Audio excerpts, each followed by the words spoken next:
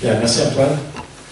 Alors effectivement, je vais faire un petit peu une parenthèse, parce que je vais parler un petit peu d'agriculture, mais de façon un petit peu épisodique. Je vais essayer surtout de vous remettre en tête ce que c'était que le changement climatique.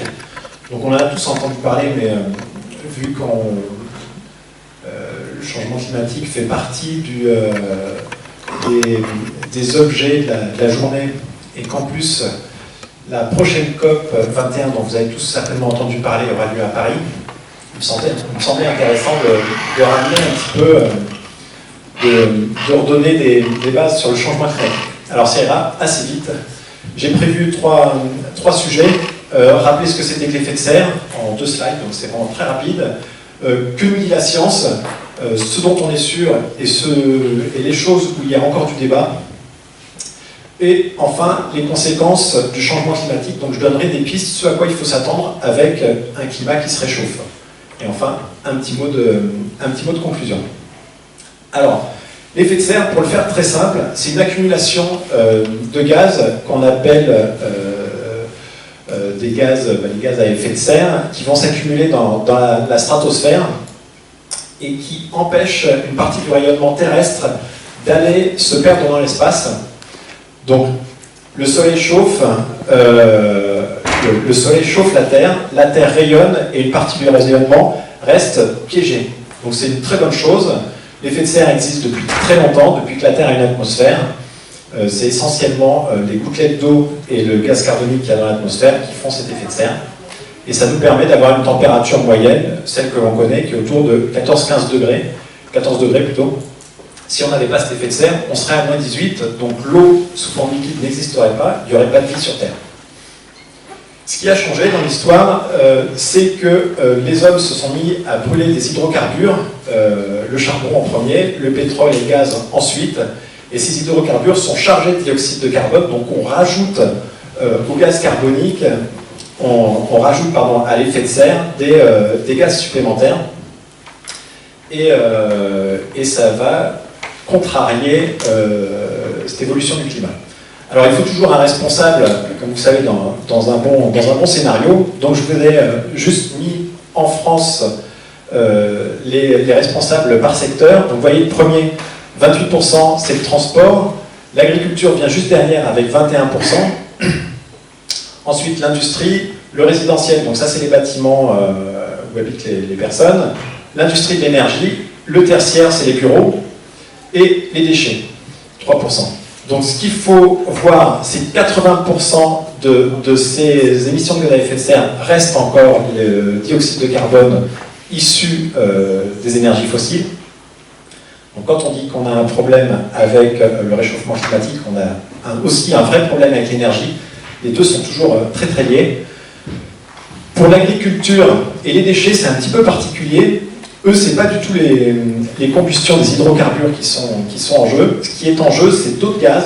Il faut chercher les gaz ailleurs. Et en particulier, pour l'agriculture et les déchets, c'est le méthane. Deuxième gaz à effet de serre anthropique. Donc c'est le gaz de la putréfaction, CH4, qui a une valeur 28 fois plus filtrante que le dioxyde de carbone. Donc il n'y a pas besoin d'en mettre beaucoup dans l'atmosphère pour qu'il se passe des choses sur le changement climatique. Et ce gaz, on le rencontre à chaque fois qu'il y a de la putréfaction, donc des zones humides, par exemple. On le rencontre dans l'état de fumier, on va le rencontrer en riziculture, et on le rencontre également beaucoup en élevage, parce que les ruminants ont donc un rumen dans leur système digestif qui produit beaucoup de gaz de dioxyde de carbone. Donc c'est pour ça qu'on incrimine très souvent les vaches. En fait, elles ne sont pas seules, c'est les vaches, les moutons et les chèvres. Et vous voyez que dans l'histoire, c'est pas noté ici, mais ça fait 8%. Donc 8% du total des émissions de gaz à effet de serre, c'est les ruminants. Dans ce qui reste, donc je vous ai parlé, il y a surtout le méthane, et il y a un autre gaz aussi qu'on rencontre beaucoup, quasiment qu'en agriculture, c'est le protoxyde d'azote. Le protoxyde d'azote, c'est le gaz de la nitrification. Donc dès que vous mettez de l'azote sur une parcelle, il y a un cycle de nitrification. Et on a du protoxyde d'azote, c'est un gaz aussi à effet de serre qui est 256 fois plus puissant que le dioxyde de carbone. D'où l'intérêt aussi de bien regarder à chaque fois qu'on met de l'azote sur une prairie. Alors, que nous dit la science? la science, vous savez, c'est organisé depuis 1988. Enfin, c'est plutôt l'ONU qui a créé une instance pour organiser la science sur le climat. Et elle a créé le GIEC, Groupement intergouvernemental d'experts sur le climat. C'est une sorte d'administration qui va compiler toutes les données qui se font, toutes les données scientifiques qui ont à voir avec le changement climatique de près ou de loin.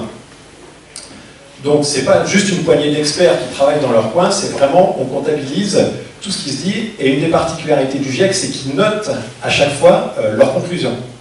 Et au troisième rapport, dont je ne me rappelle plus la date, j'ai un trou, excusez-moi, troisième rapport qu'a fait le GIEC, ils estimaient que à la réponse à la question les hommes sont-ils responsables du nouveau changement climatique, la réponse était oui à 60%. Au quatrième rapport, à la même question, ils disent on en est sûr à 90%.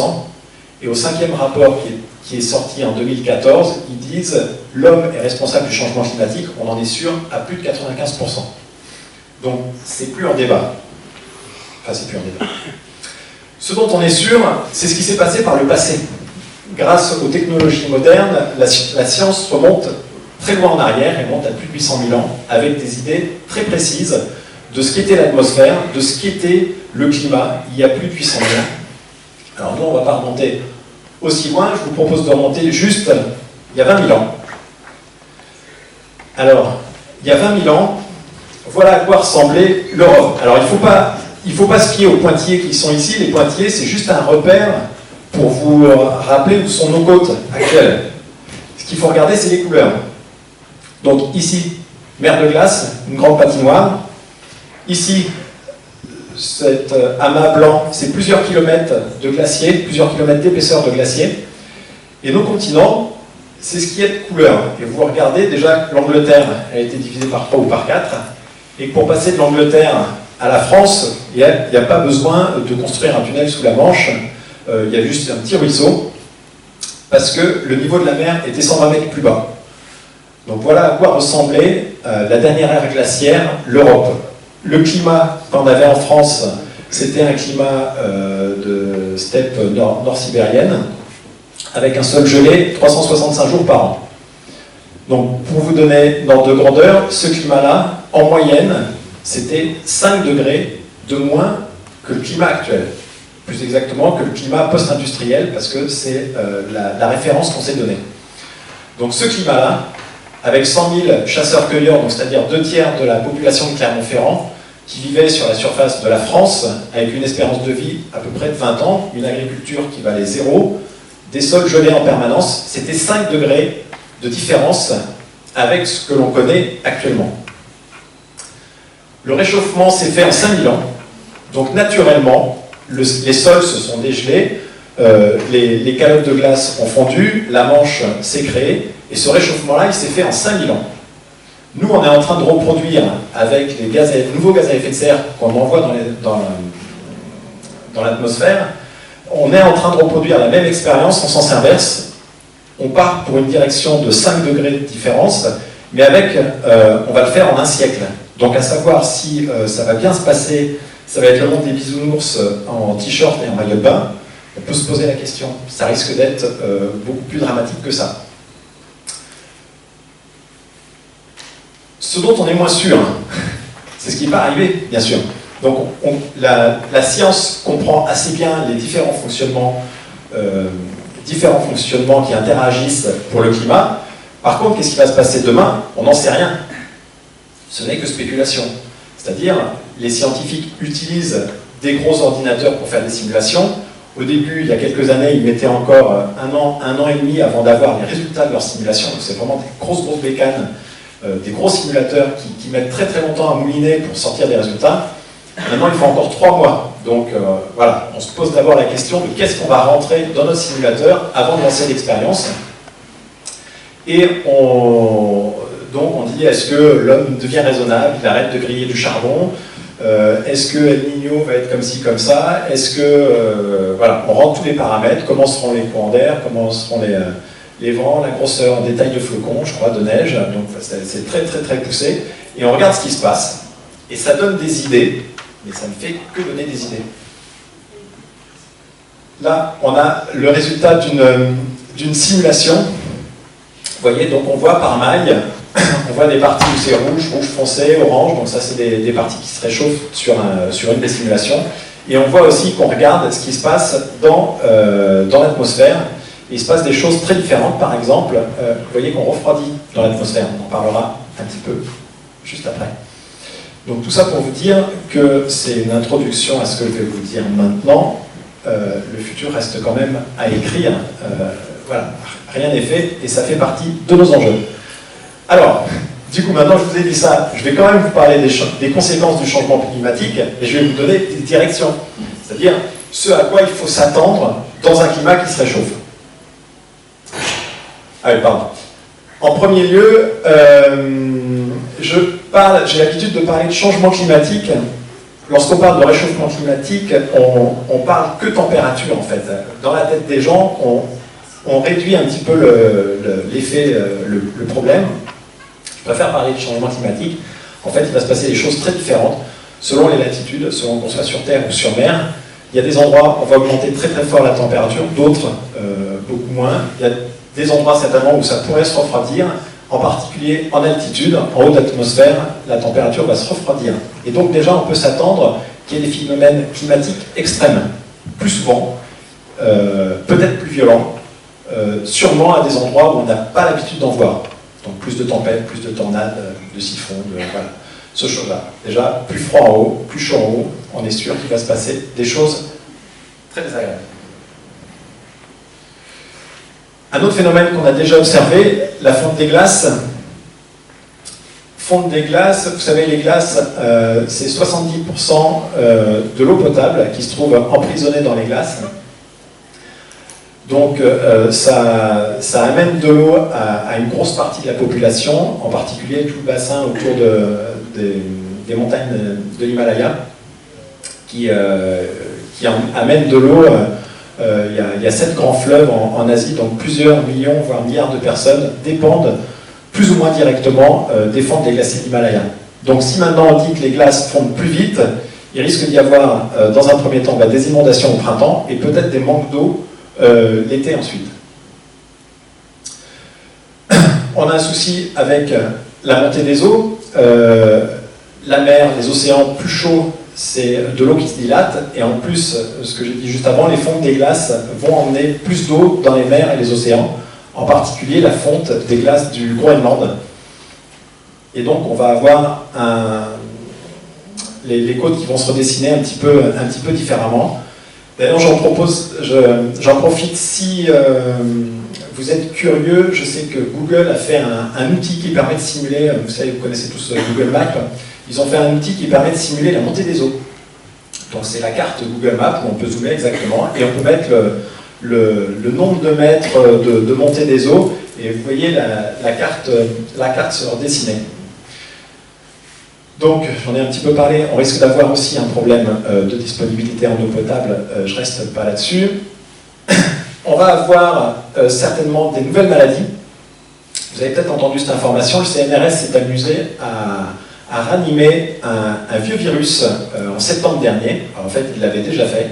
C'est un virus qu'ils ont retrouvé dans le permafrost. Le permafrost, c'est cette bande de terre qui est en permanence gelée, qui fait en gros Suède, Norvège, il y en a un bout, toute la Russie du Nord, le Canada et le Groenland. Et donc, ils ont retrouvé un virus qui était endormi depuis 30 000 ans. Et ils l'ont réveillé en laboratoire, bon, il n'était pas dangereux pour l'homme, tant mieux.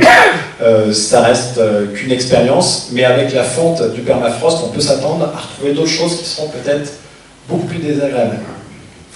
On va aussi avoir des ravageurs qu'on n'a pas l'habitude de voir chez nous, des ravageurs, alors je dis des ravageurs pour simplifier, mais c'est ravageurs et aussi des maladies vectorielles, c'est-à-dire des maladies qui se déplacent avec des insectes qui sont porteurs. Je sais pas, il y a des agriculteurs dans la salle, vous reconnaissez celui-ci, non? Insecte. C'est un culicoïde. C'est le monsieur qui nous a amené la FCO en France. Et donc la FCO qu'on connaissait depuis une trentaine d'années déjà en Afrique. Voilà. Alors qu'est-ce que sera Qu'est-ce que sera les ravageurs? C'est pareil, on n'en sait rien, ni en quantité, ni quand est-ce que ça va nous arriver. On peut s'attendre, avec un climat qui se réchauffe en France, de voir un jour la mouche tsetse arriver, espère en France, enfin voilà. Tout est possible, là c'est un grand point d'interrogation. Comme je disais, c'est pas écrit. La sécheresse, on va avoir des phénomènes de sécheresse plus importants. On risque d'avoir des déserts qui vont augmenter aussi leur superficie, donc des gens qui vont se déplacer avec. La sécheresse, on risque d'avoir des épisodes de canicule aussi, plus réguliers. Pour vous donner une ordre de grandeur, la canicule de 2003, en moyenne l'été 2003, était entre plus 2 et plus 3 degrés. Donc vous voyez, je vous dis que nous, tout de suite, on est sur une direction de plus 5 degrés. Si on laisse cramer tous les hydrocarbures qu'on est en train de faire, comme on est en train de le faire, on va sur plus 5 degrés à la fin du siècle et une stabilisation à plus 7, plus 8 degrés au siècle prochain. Plus 2 degrés, plus 3 degrés, ça sera, tous les étés ressembleront à l'été qu'on a eu, à l'été 2003, qui a fait 45 000 morts en Europe et qui a fait 15 000 morts en France. Voilà à quoi on peut s'attendre aussi. On a un sujet sur la biodiversité que je ne vais pas traiter parce que je sais que Vincent Vigier va en parler beaucoup plus que moi. Mais ça veut aussi dire qu'il faudra peut-être adapter en tant qu'agriculteur des plantes. Un autre sujet qui est peut-être un peu plus éloigné de nos montagnes cantaliennes, l'acidification des océans.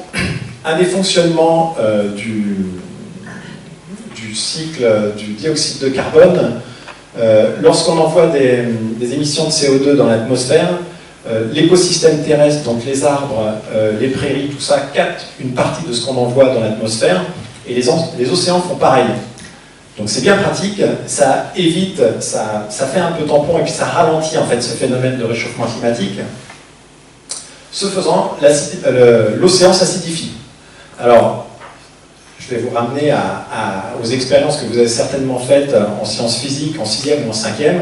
Lorsque vous mettez de l'acide sur une craie, la craie fond. Donc le calcaire aime assez peu l'acidification. Et donc lorsqu'on parle d'acidification des océans, on se pose on se pose la question de comment les animaux qui ont besoin de mobiliser du calcium vont pouvoir le faire dans un océan qui s'acidifie. Et ça pose la question pour le krill, pour le plancton, qui sont tous les deux des crustacés microscopiques. Ça pose la question du corail également. Je rappelle, donc là c'est une belle baleine à bosse qui consomme essentiellement du krill. Et donc on peut s'attendre aussi à avoir derrière moins de poissons. Je sais que dans le Cantal on n'avait pas des grands mangeurs de poissons, mais ailleurs il se passe d'autres choses. Un petit mot de conclusion. Donc, la France va pas être le pays le plus touché par le réchauffement climatique, et tout de suite, on est assez protégé. Donc, c'est des choses qui vont vraisemblablement s'accélérer dans plusieurs dizaines d'années. Ça ne veut pas dire qu'il n'y a pas un problème ailleurs. On a quand même des sujets sur la table. Les agriculteurs vont devoir se poser la question de la ressource en eau. Donc, c'est l'effet de la journée aujourd'hui. On va se poser il y a un sujet aussi sur la biodiversité. On a un sujet sur le stockage du CO2. Comme je le disais, les plantes stockent une partie du CO2, les arbres en particulier, les prairies. Donc je pense que de plus en plus, la société civile va demander aux agriculteurs, peut-être sous condition de donner des aides ou des choses comme ça, de dire on a vraiment besoin que vous stockiez plus de CO2. Donc faites des haies durables, ayez des stratégies qui stockent du CO2. On a également, on a un sujet aussi sur le choix de l'alimentation. Alors je ne suis pas sûr que les agriculteurs là, soient conviés aux discussions, mais on entend de plus en plus de personnes dire qu'effectivement manger autant de viande peut poser un problème, et en particulier des ruminants. Ça concerne tous les produits laitiers, ça concerne voilà, en gros tout ce qui est produit de la vache, de la chèvre et de la brebis. Et enfin, je crois que j'en ai oublié un. On a un sujet aussi sur les réfugiés climatiques. Parce que comme je disais, au sud, ça va être beaucoup plus perturbant qu'en France. Et donc on risque d'avoir de plus en plus de personnes qui vont quitter leur habitat naturel pour remonter vers le nord. J'en ai fini avec ma présentation. Je vais laisser le micro, je suis à peu près dans les timings. Je crois que j'étais pas trop mauvais, parce qu'on me mettait à la pression.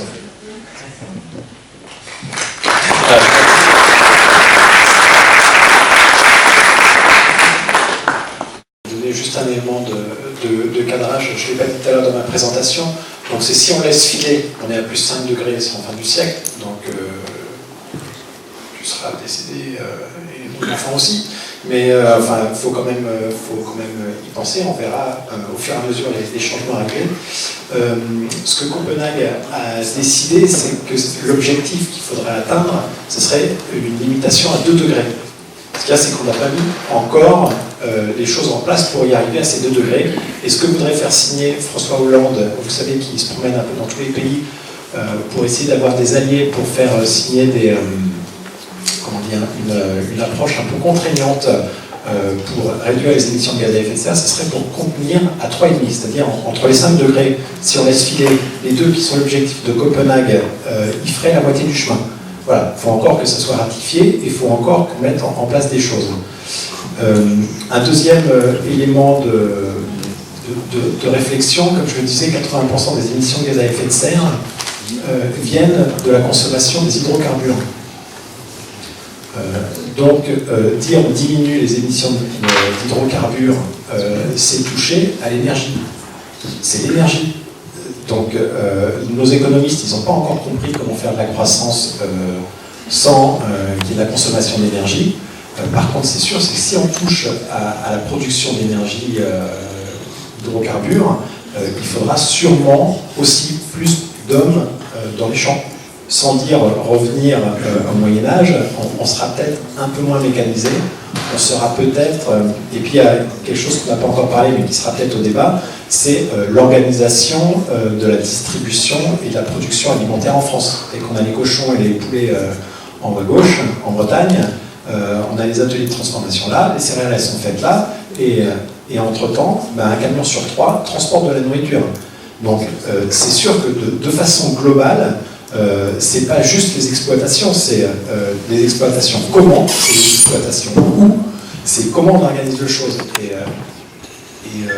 la tendance serait, alors c'est peut-être pas une pensée très moderne, mais le futur, c'est peut-être pas les fermes de 1000 vaches qui sont très dépendantes d'une énergie, très peu de main-d'œuvre et beaucoup d'énergie. Vous voyez ? Donc dans ce cadre-là, ce serait peut-être des exploitations polyculture-élevage un peu mieux réparties sur le territoire, qui consomment dans l'élevage des céréales qui sont faites dans un rayon acceptable, même si tout n'est pas fait sur la ferme même, et une grosse partie qui soit, même les réseaux de distribution devraient être beaucoup plus raccourcis, dans un contexte où de toute façon on va se priver d'énergie.